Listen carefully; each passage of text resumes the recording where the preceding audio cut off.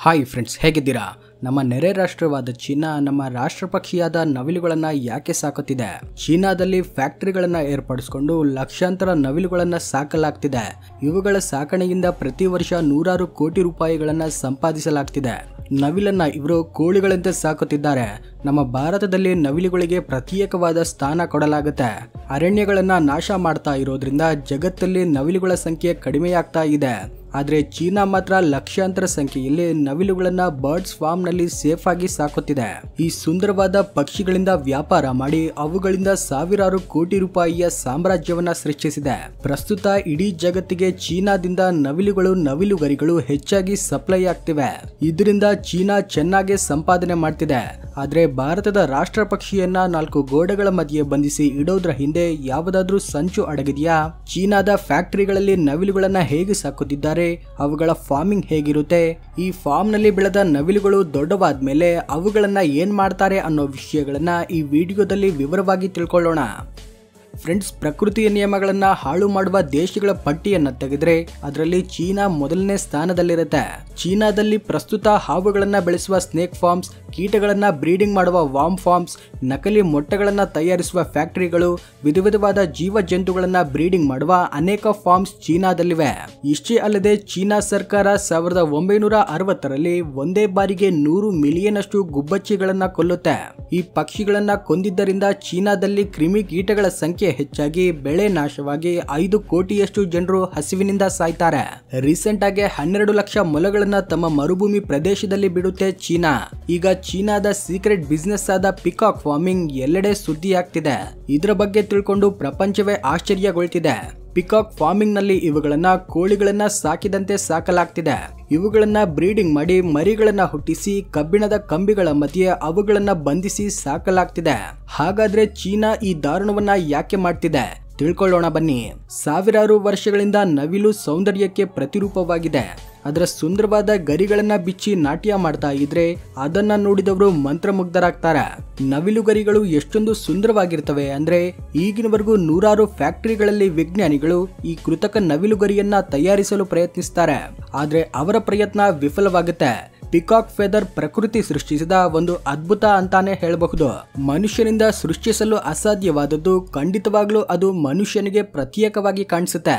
ಇಷ್ಟೇ ಅಲ್ಲದೆ ಅದಕ್ಕೆ ಆಕರ್ಷಿತರಾಗ್ತಾರೆ. ಇದಕ್ಕಾಗಿ ನೂರಾರು ವರ್ಷಗಳಿಂದ ನವಿಲುಗರಿಗಳು ಎಲ್ಲೇ ಕಂಡ್ರೂ ಕೂಡ ಮನುಷ್ಯ ಅದನ್ನ ಶೇಖರಿಸ್ತಾನೆ. ಇದಕ್ಕೆ ಬೆಲೆ ಕಟ್ಟೋಕಾಗೋದಿಲ್ಲ. ಇವುಗಳನ್ನ PPM ಹೋಮ್ ಡೆಕೋರೇಷನ್ಸ್ ಅಲ್ಲಿ ಯೂಸ್ ಮಾಡ್ತಾರೆ. ಎಷ್ಟೇ ಅಲ್ಲದೆ ನವಿಲುಗರಿಗಳನ್ನ ಅದೃಷ್ಟದ ಚಿಹ್ನೆ ಅಂತಾನು ಭಾವಿಸಲಾಗುತ್ತೆ. ಅನೇಕ ಜನರು ನವಿಲುಗರಿಗಳನ್ನ ತಮ್ಮ ಮನೆಯಲ್ಲಿ ಇಟ್ಕೊಳ್ತಾರೆ. ಇನ್ನು ಕೆಲವರು ಬುಕ್ಸ್ ಅಲ್ಲಿ ಇಟ್ಕೊಳ್ತಾರೆ. ಭಾರತದ ವಾಸ್ತುಶಾಸ್ತ್ರದಲ್ಲಿ ಹಾಗೂ ಚೀನಾದ ಫೆಂಗ್ಸಿ ವಿದ್ಯೆಯಲ್ಲೂ ಹೇಳಿದ್ದಾರೆ, ನವಿಲುಗರಿಯನ್ನ ಮನೆಯಲ್ಲಿ ಇಟ್ಕೊಳ್ಳೋದ್ರಿಂದ ಅದೃಷ್ಟ ಜೊತೆಯಾಗುತ್ತೆ, ನೆಗೆಟಿವ್ ಎನರ್ಜಿ ದೂರ ಆಗುತ್ತೆ ಅಂತಾನು ಹೇಳಲಾಗಿದೆ. ಇದಕ್ಕಾಗಿ ನವಿಲುಗರಿಗಳಿಗೆ ಪ್ರತ್ಯೇಕವಾದ ಸ್ಥಾನ ಇದೆ. ಆದ್ರೆ ನವಿಲುಗಳೇ ಈ ಗರಿಗಳನ್ನ ಉದುರಿಸಿಕೊಳ್ತವೆ. ಇನ್ನು ಕೆಲವೊಮ್ಮೆ ಈ ನವಿಲುಗರಿಗಳು ಮುರಿದು ಬಿದ್ದು ಬಿಡ್ತವೆ. ಇದಕ್ಕೂ ಮುಂಚೆ ಈ ನವಿಲುಗರಿಗಳಿಗೋಸ್ಕರ ಅರಣ್ಯದಲ್ಲಿ ಸುತ್ತಾಡ್ತಾ ಅವುಗಳನ್ನ ಶೇಖರಿಸಿ ಮಾರಾಟ ಮಾಡಲಾಗ್ತಿತ್ತು. ಆದ್ರೆ ಪ್ರಸ್ತುತ ಅರಣ್ಯಗಳು ಕಡಿಮೆಯಾಗ್ತಾ ಇದ್ದಿದ್ದರಿಂದ ನವಿಲುಗಳ ಸಂಖ್ಯೆ ಕೂಡ ಕಡಿಮೆಯಾಗ್ತಿದೆ. ಇದಕ್ಕಾಗಿ ನವಿಲುಗರಿಗಳು ಸಿಗೋದು ಕನಸಾಗಿ ಬಿಟ್ಟಿದೆ. ಪ್ರಸ್ತುತ ಎಲ್ಲಾದ್ರೂ ನವಿಲುಗರಿ ಸಿಕ್ಕರೆ ನಿಧಿ ಸಿಕ್ಕಂತೆ ಭಾವಿಸ್ತಿದ್ದಾರೆ. ವೈಲ್ಡ್ ಲೈಫ್ ಪ್ರೊಟೆಕ್ಷನ್ ಆಕ್ಟ್ 1972 ಪ್ರಕಾರ ನವಿಲುಗಳಿಗೆ ಹಾನಿಯುಂಟು ಮಾಡೋದು, ಅವುಗಳ ರೆಕ್ಕೆಗಳನ್ನ ಕಿತ್ತೋದು ಅಪರಾಧ. ಆದ್ರೆ ಚೀನಾದಲ್ಲಿ ಇಂತಹ ನಿಯಮಗಳಿಲ್ಲ. ಇದಕ್ಕಾಗಿ ಚೀನಾ ಪಿಕಾಕ್ ಫಾರ್ಮಿಂಗ್ ನ ಪ್ರಾರಂಭಿಸಿದೆ. ಈ ಪಿಕಾಕ್ ಫಾರ್ಮಿಂಗ್ಗೋಸ್ಕರ ಚೀನಾದಲ್ಲಿ ಮೊದಲು ಒಂದು ದೊಡ್ಡ ಮೈದಾನವನ್ನ ಸಿದ್ಧ ಮಾಡಿಕೊಳ್ತಾರೆ. ಈ ಜಗತ್ತಲ್ಲಿರುವ ಇತರೆ ಪಕ್ಷಿಗಳೊಂದಿಗೆ ಹೋಲಿಸಿದ್ರೆ ನವಿಲುಗಳ ಆಕಾರ ದೊಡ್ಡದಾಗಿರುತ್ತೆ. ಇವುಗಳಿಗೆ ಫ್ರೀ ಮೂವ್ಮೆಂಟ್ ಬೇಕು. ಅವು ಆರಾಮಾಗಿ ಸುತ್ತಾಡಬೇಕು.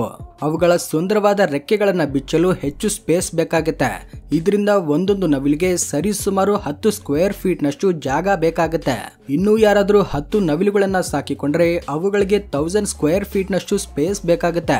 ಇದಾದ ನಂತರ ಈ ಮೈದಾನದಲ್ಲಿ 4 ಕಡೆ 7 ರಿಂದ 10 ಅಡಿ ಎತ್ತರದ ಫೆನ್ಸಿಂಗ್ ಏರ್ಪಡಿಸ್ತಾರೆ. ನವಿಲುಗಳು ತುಂಬಾ ಎತ್ತರದವರೆಗೂ ಹಾರೋದಿಲ್ಲ. ಇದಕ್ಕಾಗಿ ಇಷ್ಟು ಎತ್ತರದ ಫೆನ್ಸಿಂಗ್ ಅವುಗಳಿಗೆ ಸರಿ ಹೋಗುತ್ತೆ. ನವಿಲುಗಳು ತುಂಬಾನೇ ಸೂಕ್ಷ್ಮ ಜೀವಿಗಳು. ವಾತಾವರಣದಲ್ಲಿ ಬದಲಾವಣೆಗಳು ಏರ್ಪಟ್ಟಾಗ ಅಂದ್ರೆ ಮಳೆ ಬಂದಾಗ, ಹೆಚ್ಚು ಬಿಸಿಲಿದ್ದಾಗ ಇವುಗಳ ಆರೋಗ್ಯ ಹದಗೆಡುತ್ತೆ. ಇದಕ್ಕಾಗಿ ಚೀನಾದಲ್ಲಿನ ರೈತರು ಇವುಗಳಿಗೋಸ್ಕರ ಪ್ರತ್ಯೇಕವಾದ ಶೆಲ್ಟರ್ನ ಏರ್ಪಡಿಸ್ತಾರೆ. ಯಾಕಂದ್ರೆ ಮಳೆ ಬಿಸಿಲಿಗೆ ತಡೆದುಕೊಳ್ಬೇಕು. ನಂತರ ಅವುಗಳ ಶೆಲ್ಟರ್ ಅಲ್ಲಿ ಕಟ್ಟಿಗೆಗಳಿಂದ ಕಂಬಿಗಳಿಂದ ಅಡ್ಡಗಂಬಿ ನಿರ್ಮಿಸ್ತಾರೆ.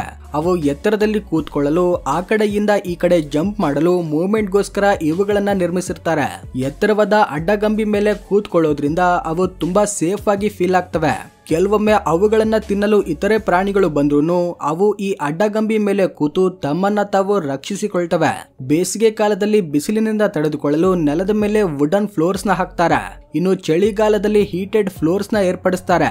ಯಾಕಂದ್ರೆ ಅವುಗಳ ಕಾಲುಗಳು ತುಂಬಾನೇ ನಾಜೂಕಾಗಿರ್ತವೆ. ಅವು ತಣ್ಣನೆಯ ಪ್ರದೇಶದಲ್ಲಿದ್ರೆ ರೋಗಗಳು ಸಂಭವಿಸುವ ಸಾಧ್ಯತೆ ಇರುತ್ತೆ. ನವಿಲುಗಳು ಪೂರ್ತಿಯಾಗಿ ತಯಾರಾದ್ಮೇಲೆ ರೈತರು ಮಾರ್ಚ್ ಇಂದ ಸೆಪ್ಟೆಂಬರ್ ವರೆಗೂ ಕಾಯ್ತಾರೆ. ಯಾಕಂದ್ರೆ ಈ ಟೈಮಲ್ಲೇ ಪಿಕಾಕ್ಸ್ ಮೇಟಿಂಗ್ ಮಾಡಿಕೊಳ್ತವೆ. ಈ ಮೇಟಿಂಗ್ ಟೈಮಲ್ಲಿ ಪಿಕಾಕ್ ಮೇಟಿಂಗ್ ಬಿಸ್ನೆಸ್ ತುಂಬಾ ಚೆನ್ನಾಗಿ ನಡೆಯುತ್ತೆ. ಮೇಟಿಂಗ್ ಸೀಸನ್ ನಲ್ಲಿ ಮೇಲ್ ಪಿಕಾಕ್ ತನಗಿಷ್ಟವಾದ ಫೀಮೇಲ್ ಪಿಕಾಕ್ ಅಂದ್ರೆ ಹೆಣ್ಣು ನವಿಲು ಕಂಡಾಗ ತನ್ನ ರೆಕ್ಕೆಗಳನ್ನ ಬಿಚ್ಚಿ ಆಕರ್ಷಿಸಲು ಪ್ರಯತ್ನಿಸುತ್ತೆ. ಈ ಪ್ರಕ್ರಿಯೆ ಸಂದರ್ಭದಲ್ಲಿ ನವಿಲುಗರಿಗಳು ಉದುರಿ ಕೆಳಗಡೆ ಬೀಳ್ತವೆ. ನಂತರ ಚೀನಾದ ಫಾರ್ಮರ್ಸ್ ಇವುಗಳನ್ನ ಕಲೆಕ್ಟ್ ಮಾಡಿ ಮಾರಾಟ ಮಾಡ್ತಾರೆ. ಆದ್ರೆ ವಾಸ್ತವದ ಸಂಗತಿ ಏನಂದ್ರೆ ಆ ನವಿಲುಗಿರುವ ಎಲ್ಲಾ ರೆಕ್ಕೆಗಳನ್ನ ಮಾರಾಟ ಮಾಡುವ ಟೈಮ್ ಕೂಡ ಮುಂದೆ ಬರುತ್ತೆ. ಫೀಮೇಲ್ ಪಿಕಾಕ್ ನ ಒಪ್ಪಿಕೊಂಡ್ಮೇಲೆ ಎರಡು ನವಿಲುಗಳು ಮೇಟಿಂಗ್ ಮಾಡಿಕೊಳ್ತವೆ. ಮೇಟಿಂಗ್ ನಂತರ ಹೆಣ್ಣು ನವಿಲು ಮೊಟ್ಟೆ ಇಡುತ್ತೆ. ಒಂದು ಬಾರಿಗೆ ಒಂದು ನವಿಲು 3 ರಿಂದ 4 ಮೊಟ್ಟೆಗಳನ್ನ ಮಾತ್ರ ಇಡುತ್ತೆ. ಹೆಣ್ಣು ನವಿಲು ಈ ಮೊಟ್ಟೆಗಳನ್ನ ತನ್ನ ಗೂಡಿನಲ್ಲಿ ಅಥವಾ ಹುಲ್ಲುಗಳಲ್ಲಿ ಬಚ್ಚಿಡುತ್ತೆ. ಈ ಮೊಟ್ಟೆಗಳಿಂದ ಮರಿಗಳು ಹೊರಬರಲು 28 ರಿಂದ 30 ದಿನಗಳ ಸಮಯ ಹಿಡಿಯುತ್ತೆ. ಈ ಟೈಮಲ್ಲಿ ತಾಯಿ ನವಿಲು ತನ್ನ ಮೊಟ್ಟೆಗಳ ಹತ್ರನೇ ಇದ್ದು ಅವುಗಳನ್ನ ಕಾಯ್ತಾ ಕೂಡುತ್ತೆ. ಒಂದು ತಿಂಗಳಾದ್ಮೇಲೆ ಆ ಮೊಟ್ಟೆ ಒಡೆದು ಅದರಿಂದ ಚಿಕ್ಕ ನವಿಲು ಮರಿಗಳು ಹೊರಗಡೆ ಬರ್ತವೆ. ಇವುಗಳ ದೇಹ ಹಾಗೂ ರೆಕ್ಕೆಗಳು ತುಂಬಾನೇ ಸೂಕ್ಷ್ಮವಾಗಿರ್ತವೆ. ಈ ನವಿಲು ಮರಿಗಳು ಸ್ವಲ್ಪ ದೊಡ್ಡದಾಗಿ ಬೆಳೆದ್ಮೇಲೆ ಇವು ಬೂದು ಬಣ್ಣಕ್ಕೆ ಬದಲಾಗ್ತವೆ. ಅವು ಬೆಳೀತಾ ಇದ್ದಂತೆ ಅವುಗಳ ದೇಹದ ಬಣ್ಣದಲ್ಲಿ ಬದಲಾವಣೆಗಳಾಗ್ತವೆ. 3 ರಿಂದ 4 ವರ್ಷಗಳಾದ್ಮೇಲೆ ನವಿಲುಗಳಿಗೆ ಅದ್ಭುತವಾದ ರೆಕ್ಕೆಗಳು ಬೆಳೆಯುತ್ತವೆ. ಪಿಕಾಕ್ ಫಾರ್ಮಿಂಗ್ ಮಾಡುವಾಗ ಅವರು ನವಿಲುಗಳಿಗೆ ಧಾನ್ಯಗಳನ್ನ, ಕೀಟಗಳನ್ನ, ಚಿಕ್ಕ ಚಿಕ್ಕ ಹಾವು ಕಪ್ಪೆಗಳನ್ನ ಆಹಾರವಾಗಿ ಹಾಕ್ತಾರೆ. ಇವುಗಳಿಗೆ ಬೇಕಾದ ಪೌಷ್ಟಿಕ ಆಹಾರದ ಬಗ್ಗೆ ಕಂಪ್ಲೀಟ್ ಕೇರ್ ತೆಗೆದುಕೊಳ್ತಾರೆ. ಆದ್ರೆ ಇಲ್ಲಿ ಉದ್ಭವವಾಗುವ ಪ್ರಶ್ನೆ ಏನೆಂದ್ರೆ ಈ ಪಿಕಾಕ್ ಫಾರ್ಮಿಂಗ್ ನಿಂದ ಹಣ ಹೇಗೆ ಸಂಪಾದಿಸ್ತಾರೆ? ಇದಕ್ಕೆ 2 ಮಾರ್ಗಗಳಿವೆ. ಮೊದಲನೆಯದು ಅವುಗಳನ್ನ ಸಾಯೋವರೆಗೂ ಸಾಕಿ ಅವುಗಳ ಗರಿಗಳನ್ನ ಮಾರಿಕೊಳ್ಳೋದು. ಅರಣ್ಯದಲ್ಲಿ ಜೀವಿಸುವ ನವಿಲುಗಳು 15 ರಿಂದ 20 ವರ್ಷದವರೆಗೂ ಜೀವಿಸ್ತವೆ. ಇನ್ನು ಕೆಲವೊಂದು ನವಿಲುಗಳು 30 ವರ್ಷದವರೆಗೂ ಜೀವಿಸ್ತವೆ. ಇನ್ನು ಫಾರ್ಮಿಂಗ್ ಮಾಡುವ ನವಿಲುಗಳನ್ನ ಅವುಗಳ ಕಡೆ ದಿನಗಳಲ್ಲಿ ಹಿಡಿದುಕೊಂಡು ಅವುಗಳ ಗರಿಗಳನ್ನ ಕಿತ್ ಹಾಕ್ತಾರೆ. ಈ ರೀತಿ ಮಾಡೋದ್ರಿಂದ ಅವುಗಳಿಗೆ ಮತ್ತೆ ಗರಿಗಳು ಬೆಳೆಯೋದಿಲ್ಲ. ಎರಡನೆಯದ್ದು ನವಿಲುಗಳನ್ನ ಮಾರಾಟ ಮಾಡಿ ಹಣ ಸಂಪಾದಿಸ್ತಾರೆ. ನವಿಲುಗಳಿಗೆ ಹುಟ್ಟಿದ ಮರಿಗಳನ್ನ ತಾಯಿಯೊಂದಿಗೆ 3 ವರ್ಷಗಳ ಕಾಲ ಸಾಕಲಾಗುತ್ತೆ. ಆ ನವಿಲು ಮರಿಗಳಿಗೆ ರೆಕ್ಕೆಗಳು ಬೆಳೆದ್ಮೇಲೆ ಅವುಗಳನ್ನ ಮಾರಾಟ ಮಾಡ್ತಾರೆ. ನಂತರ ಬೇರೆ ಫಾರ್ಮರ್ಸ್ ಅವುಗಳನ್ನ ಬೆಳೆಸಿ ಅವುಗಳ ಗರಿಗಳನ್ನ ಮಾರಾಟ ಮಾಡಿ ಹಣ ಗಳಿಸ್ತಾರೆ. ಕೆಲವೊಂದ್ ಕಡೆ ಇವುಗಳ ಮಾಂಸವನ್ನ ಚೀನಾದಲ್ಲಿ ಮಾರಾಟ ಮಾಡ್ತಾರೆ. ಆದ್ರೆ ಕೋಳಿ, ಬಾತುಕೋಳಿಯಂತೆ ಇವುಗಳ ಮಾಂಸವನ್ನ ಮಾರಾಟ ಮಾಡೋದಿಲ್ಲ. ಆದ್ರೆ ಕೆಲವರು ಇದರ ಮಾಂಸವನ್ನ ತಿನ್ನಲು ಬಯಸ್ತಾರೆ. ಇದು ತುಂಬಾ ಅಪರೂಪವಾಗಿ ಸಿಗುತ್ತೆ. ಇವುಗಳನ್ನ ಜೀವನ ಪೂರ್ತಿ ಪಂಜರದಲ್ಲೇ ಬಂಧಿಸಲಾಗುತ್ತೆ.